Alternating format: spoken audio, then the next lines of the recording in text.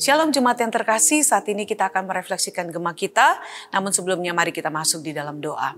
Tuhan, terima kasih kesempatan yang masih Tuhan berikan untuk kami kembali merefleksikan Gema. Biarlah kiranya Tuhan menolong kami untuk mengerti kebenaran firman pada hari ini sehingga kami boleh sungguh-sungguh dapat mengerti apa yang menjadi kehendak Tuhan dalam kehidupan kami. Karena itu kami mohon pertolongan Roh Kudus bagi setiap kami. Dalam nama Tuhan Yesus kami berdoa. Amin. Saudara, refleksi Gema kita pada hari ini sudah sampai di dalam Hakim-Hakim pasal yang ke-16. Saudara silakan membaca dari keseluruhan dari Hakim-Hakim pasal 16 ini.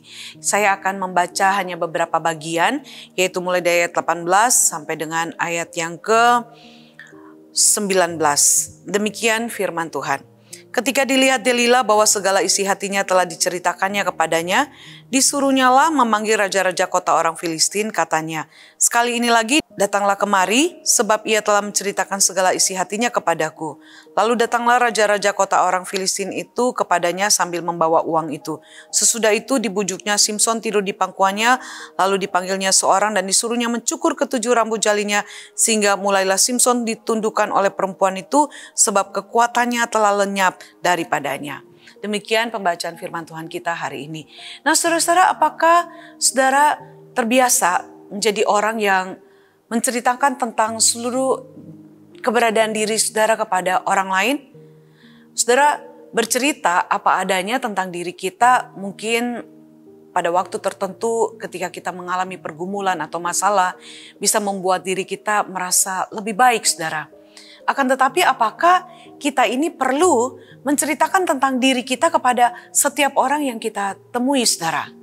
Dan apakah kita boleh menceritakan apa yang menjadi rahasia di dalam diri kita sendiri? Tentu tidak kepada semua orang, saudara ya. Membuka diri kepada setiap orang itu tidak selalu baik, saudara. Kita bisa melihat hal itu di dalam bacaan bagian firman Tuhan kita pada hari ini. Di mana pada saat itu saudara kita melihat Simson, saudara, membuka diri kepada orang yang salah.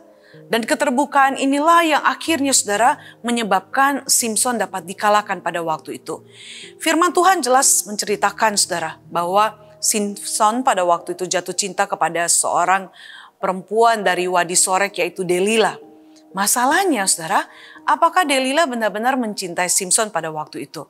Alkitab tidak memberikan penjelasan, tetapi saudara kita bisa melihat bagaimana sikap Delila terhadap Simson, saudara, yang jelas sekali bahwa dia merayu Simson bukan untuk betul-betul menjadikan Simson itu sebagai orang yang mungkin dia sungguh harapkan menjadi pasangannya, akan tetapi saudara ternyata untuk menemukan apa yang menjadi kelemahan Simson.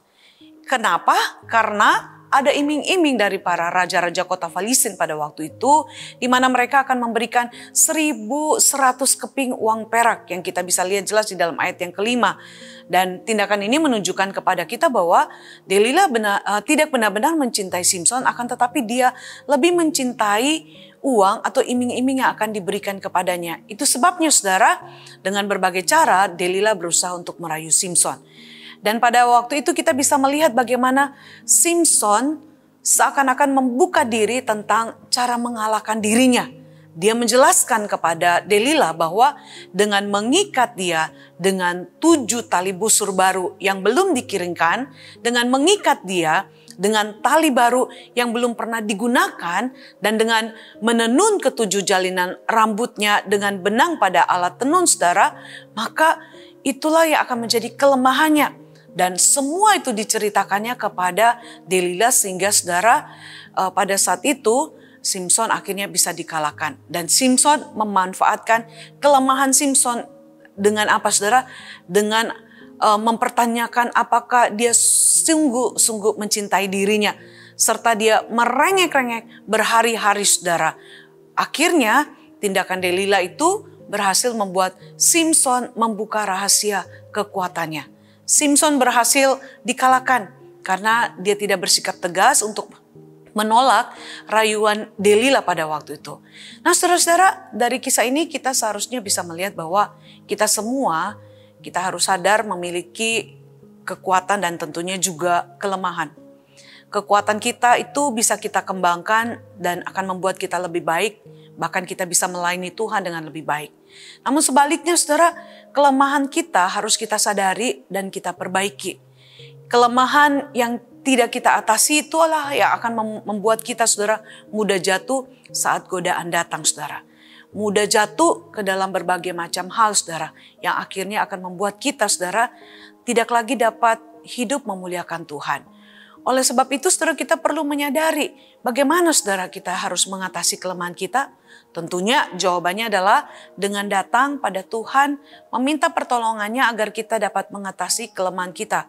Karena hanya Tuhanlah satu-satunya yang dapat menolong kita saudara untuk kita bisa dapat mengatasi setiap kelemahan, keterbatasan kita. Karena itu kita perlu senantiasa untuk mengandalkan Dia, bersandar kepada Dia, memohon pertolongannya, dan meminta Roh Kudus sendiri yang menuntun hidup kita sehingga saudara kita ini dapat saudara mengatasi setiap kelemahan, keterbatasan yang ada di dalam diri kita yang tidak dapat mempermuliakan nama Tuhan. Dan juga tentunya salah satunya yaitu dengan bergabung dengan komunitas orang-orang percaya di mana saudara kita dapat menceritakan kelemahan kita tanpa kita takut untuk dihakimi atau kita takut untuk dianggap sebagai orang yang negatif saudara.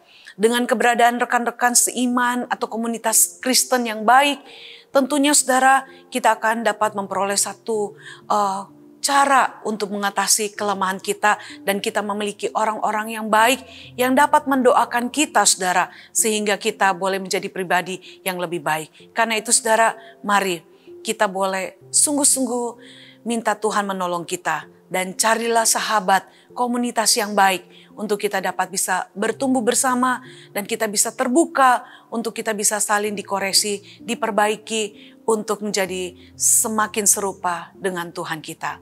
Karena itu mari saudara, kita sungguh-sungguh datang kepada Tuhan memohon pertolongannya. Mari kita masuk di dalam doa. Ya Tuhan, terima kasih, kami bersyukur untuk renungan atau refleksi gema kami pada hari ini. Tolong kami Tuhan, kami menyadari di dalam diri kami banyak sekali keterbatasan, banyak sekali kelemahan-kelemahan. Karena kami sadar bahwa kami orang-orang berdosa. Kami tidak bisa mengatasinya sendiri.